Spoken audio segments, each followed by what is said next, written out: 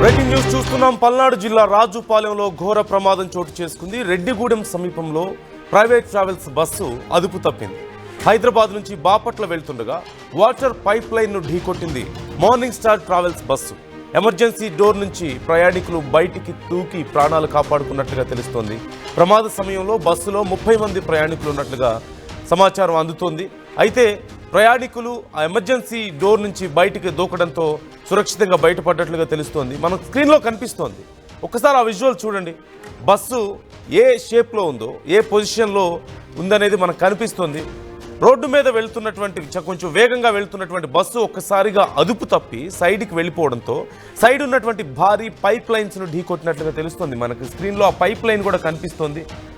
ఆ పైప్ లైన్ను ఢీకొట్టడంతో ఒక్కసారిగా బస్సులో ఉన్న వాళ్ళందరూ కూడా చల్లా చెదురుగా పడిపోయినట్లుగా తెలుస్తుంది. అంత వేగంతో వెళ్ళి ఆ పైప్ లైన్ ఢీకొట్టడంతో కొంతమంది గాయాలైనట్లుగా సమాచారం అందుతోంది. అలాగే వెంటనే అప్రమత్తమై బస్సు డ్రైవర్ అలాగే సపోర్టింగ్ డ్రైవర్ ఇద్దరు కూడా అప్రమత్తమై ఆ ఎమర్జెన్సీ ఎగ్జిట్ని ఓపెన్ చేయడంతో 30 మంది ప్రయాణికులు బయటపడ్డట్లుగా తెలుస్తోంది. అక్కడ ఉన్నటువంటి పరిస్థితిని మీరు ఒక్కసారి చూడొచ్చు. ఇంకేమాత్రం కొద్దిగా పెద్ద ప్రమాదం జరిగినా ప్రాణ నష్టం వరకు వెళ్ళుండేది ఖచ్చితంగా. కానీ అదృష్టవశాత్తు కొద్దిపాటి ప్రమాదంతో ఆగిపోయింది. అంటే బస్సు పల్టీలు కొట్టకుండా కేవలం ఆ పైప్ లైన్ మీద లీన్ అయిపోయి ఆగిపోవడంతో ఈ ప్రమాదం తప్పిందనే చెప్పాలి. మీరు స్క్రీన్లో చూస్తున్నారు. ప్రమాదం జరిగిన సమయంలో అక్కడ ఉన్నటువంటి పరిస్థితి ఎలా ఉందో ఒకసారి మీరు చూడొచ్చు. మార్నింగ్ ట్రావెల్స్కి సంబంధించిన బస్సుగా తెలుస్తుంది. మెజారిటీ బస్సులని ప్రైవేట్ ట్రావెల్స్లో మార్నింగ్ స్టార్కి చాలా బస్సులు ఉన్నాయి. అన్ని ప్రాంతాలకి, మన రాష్ట్రంలోనూ ఇతర రాష్ట్రాలకు కూడా చాలా సర్వీసులు నడుపుతూ ఉంటారు. చాలా పాపులర్ బ్రాండ్గానే ఉంది. అలాంటిది మార్నింగ్ స్టార్ ట్రావెల్స్ బస్సు ఈ ప్రమాదానికి గురవడంతో ఇప్పుడు అక్కడ ఉన్నటువంటి ప్రయాణికులు తీవ్ర ఆందోళన వ్యక్తం చేస్తున్నారు. అయితే ప్రమాదానికి సంబంధించి పోలీసులు విచారణ చేస్తున్నట్లుగా తెలుస్తోంది. డీటెయిల్స్ తెలుసుకుందాం. శ్రీనివాస్ జాయిన్ అవుతున్నారు. శ్రీనివాస్, అసలు అంటే అదుపు తప్పింది, వాటర్ పైప్ లైన్కి ఢీకొట్టింది అంటూ తెలుస్తోంది. డ్రైవర్ కానీ ప్రయాణికులు కానీ ఎగ్జాక్ట్గా అసలు ఏం జరిగింది అనే వివరాలు ఏమైనా తెలియజేస్తున్నారా? అక్కడ జరిగిన సంఘటన యాక్సిడెంట్ గా అయితే మనకి కళ్ళకు కట్టినట్టుగా కనిపిస్తుంది. ఎందుకంటే గత కొద్ది రోజులకు కూడా జరిగినటువంటి కర్నూలు బస్సు యాక్సిడెంట్ అయితేమి, కొన్ని రోజుల క్రితం జరిగినటువంటి నెల్లూరు బస్సు యాక్సిడెంట్ అయితేమి, నిన్న ఏల్చూరు వద్ద జరిగినటువంటి కావేరీ ట్రావెల్స్ లో బస్సు లోపం వల్ల ఆగిపోయి సుమారు ప్రయాణికులు 5 గంటల సేపు నరకయాత్ర పడిన అంశమైంది. ఇప్పుడు ఈ రోజు రెడ్డిగూడెం వద్ద జరిగినటువంటి ఈ బస్సు ప్రమాదం పూర్తిగా కూడా ప్రైవేట్ ట్రావెల్స్ యొక్క దొల్లతనం బట్టబయలు చేస్తున్న పరిస్థితి కనిపిస్తుంది. ఎందుకంటే ప్రైవేట్ ట్రావెల్స్ కి అనుమతులు ఇచ్చే ముందు కేవలం ట్రావెల్స్, అదేవిధంగా బండి ఫిట్మెంట్ ఇవన్నీ చూస్తున్నారు. అంటే డ్రైవర్లు ఎక్స్పీరియన్స్ డ్రైవరా, వాళ్ళకి ఏమైనా పరీక్షలు పెట్టి ఏదైనా ట్రాన్స్పోర్ట్ నుంచి ఏదైనా సర్టిఫికేట్ ఇచ్చి వాళ్ళకి ట్రావెల్స్ అంటే ప్రైవేట్ బస్సులు నడపవచ్చు అనే ఒక ఏదైనా అనుమతిస్తున్నారా లేదనేది పెద్ద ప్రశ్నగా మారిన పరిస్థితి. ఎందుకంటే ఇప్పుడు జరిగిన ఈ ప్రమాదం ఏదైతే రాజుపాలెం మండలం వద్ద జరిగినటువంటి రెడ్డిగూడెం వద్ద జరిగినటువంటి ఈ మార్నింగ్ స్టార్ బస్సు ప్రమాదానికి ప్రధానంగా ఉదయం కాల సమయంలో 5 గంటల నుంచి 5 గంటల 30 నిమిషాల సమయం జరిగింది. అతివేగము, అదేవిధంగా డ్రైవర్ నిద్రమత్తులో ఉన్నాడని చెప్పేసి స్థానికంగా అంటే బస్సులో ఉన్నటువంటి ప్రయాణాలు చెప్తున్న పరిస్థితి. ఎందుకంటే గమ్యస్థానం వస్తుంది, హైదరాబాద్ నుంచి బాపట్లకు బయలుదేరింది. అంటే నరసరావుపేట, అదేవిధంగా చిలకలూరుపేట మీద నుంచి కూడా దించుకుంటూ అంటే ప్రయాణికుల్ని ఆ స్టాపుల ప్రకారం కూడా దించుకుంటూ వెళ్లే పరిస్థితిలో గమ్యస్థానం వచ్చారని చెప్పేసి కొంతమంది ప్రయాణికులు మెలకువగా ఉన్న సంఘటనలో. ఎందుకంటే ఇటీవల కాలంలో కొన్నమోటు పెరిచెర్ల హైవే ఎక్స్టెన్షన్ పనులు జరుగుతున్నాయి.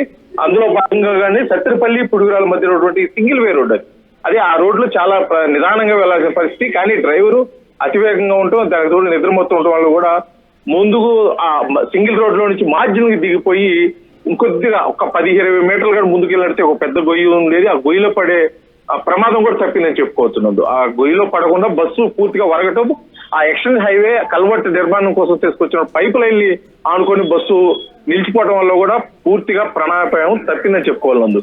ఈ బస్సులో ఆ సమయంలో సుమారు ఒక 30 మంది ప్రయాణికులు ప్రయాణిస్తున్నట్టు చూసి మొత్తం కూడా కలవరపాటుకు గురైన పరిస్థితి. అసలు ఏం జరుగుతుందో, ఎందుకంటే వరుస బస్సు ప్రమాదాలతో కూడా గందరగోళం వాతావరణ పరిస్థితి, రాష్ట్రంలో నెలకొన్న పరిస్థితులు ఏ ప్రమాదం ఏం జరిగిందని కూడా ప్రయాణికులు ఆందోళన చెందారు. తెల్లవారుసామున కొద్దిగా మంచు కూడా పడుతున్న వాళ్ళు ఏం చేయాలో తెలియని పరిస్థితిలో ఎగ్జిట్ డోర్ ని తీసుకొని అటు నుంచి ప్రయాణికులు అయితే బయటపడిన పరిస్థితి. మనము విజువల్స్ లో చూస్తున్నట్టు బస్సు అయితే కండిషన్ చాలా దారుణంగా ఉన్న పరిస్థితి.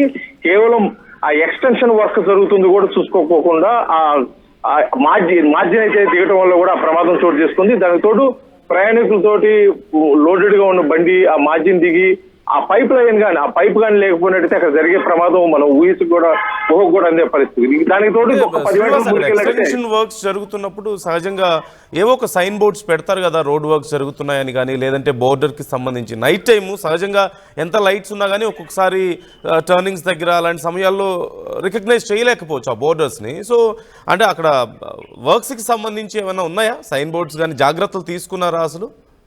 సైన్ బోర్డ్స్ ఉన్నాయి నందు. అదే విధంగా కూడా అంటే రేడియం స్టిక్కర్స్, రిబ్బన్స్ కూడా ఆ ప్రాంతంలో కల్వర్ట్ వర్క్ జరుగుతుంది కాబట్టి ప్రత్యేకించి ఇక్కడ కల్వర్ట్ వర్క్ జరుగుతుందని చెప్పేసి కొద్ది దూరంలో కూడా ఆ స్టిక్కరింగ్ కూడా ఏర్పాటు చేసినట్టు కూడా తెలుస్తుంది.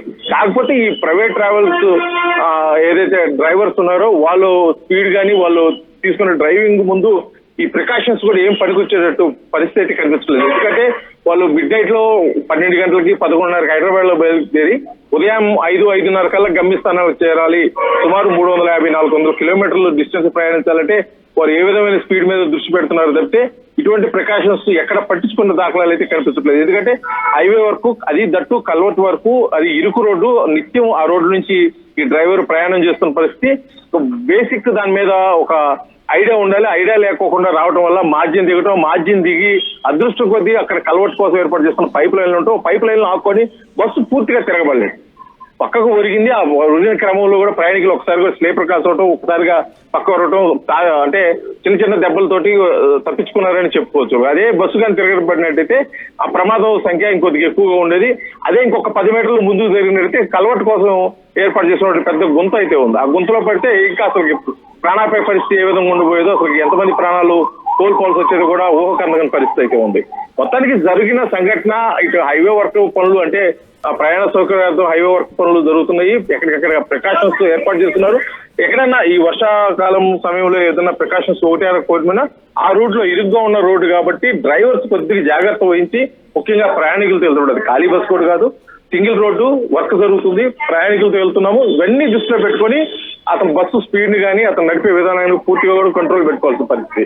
కానీ అక్కడ ఆ సంఘటన చూస్తున్నట్టయితే ఇవేవి జరిగినట్టుగా కూడా కనిపిస్తుంది. కేవలం డ్రైవరు అతివేగం, సుమారు 100 కిలోమీటర్ల పైగా ఆ స్పీడ్ తోటి, అది ఎర్లీ అవర్స్ లో కొద్దిగా నిద్రమత్తుగా కూడా ఉంటుంది. ఎందుకంటే డ్రైవరు మిడ్ నైట్ మారుతారు, సిటీ లిమిట్స్ దాటంగానే ఆ నిద్రమత్తులో కూడా ఉన్నాడు కాబట్టి ఈ ప్రమాదం జరిగిందని చెప్పేసి కూడా ప్రాథమికంగా వస్తున్న సమాచారం. అసలు జరిగిన సంఘటన మీద పోలీసులు, అక్కడ ఉన్నటువంటి కొండమూడు పోలీసులు పూర్తిగా కూడా విచారణ చేస్తున్న పరిస్థితి. రాజపాలెం మండలం సంబంధించి పోలీసులు కూడా సంఘటన స్థలానికి వచ్చి ప్రయాణికులు పరిస్థితులను గమనించి అక్కడికి వేరే ఆర్టీసీ బస్సు ద్వారా కూడా ప్రయాణికులు వాళ్ళ గమ్యస్థానానికి వెళ్లేదాని కోసం కూడా ప్రత్యామ్నాయం ఏర్పాట్లు చేసినప్పటికీ జరిగిన సంఘటన మీద అయితే లోతైన విచారణ చేస్తారు. ఇది డ్రైవరు ఖచ్చితంగా తప్పిది అన్న కోణంలో కూడా పోలీసులు అయితే ఒక నివేదిక కూడా తయారు చేసుకున్న పరిస్థితి.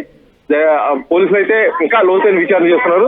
కాకపోతే జరిగిన ప్రమాదం జరిగింది కాబట్టి, ఎటువంటి ప్రాణాపాయం జరగలేదు కాబట్టి ఆనందపడాలా, లేకపోతే వరుసగా జరుగుతున్న ఈ ప్రైవేట్ ట్రావెల్స్ ప్రమాదాల వల్ల కొంత కలవరపడాలో తెలియని పరిస్థితుల్లో అయితే ప్రయాణికులు ఉన్నారని చెప్పుకొస్తుంది. ఎందుకంటే వరుస పెట్టి రాష్ట్రంలో ఎక్కడ పెట్టిన గతంలో ఎప్పుడూ లేని విధంగా ఇటీవల కాలంలో రోడ్డు రవాణా వ్యవస్థ బాగా ఎక్స్టెన్షన్ చేశారు, రోడ్లు పెద్ద రోడ్లు.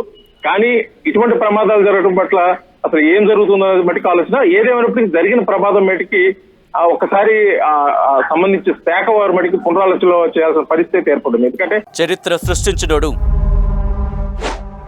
ఇప్పుడు ఆ చరిత్రని తిరగరాయబోతున్నాడు. అబద్ధాల గోడల్ని బద్దలు కొట్టి నిజాలను రాగా మీ ముందుంచబోతున్నాడు.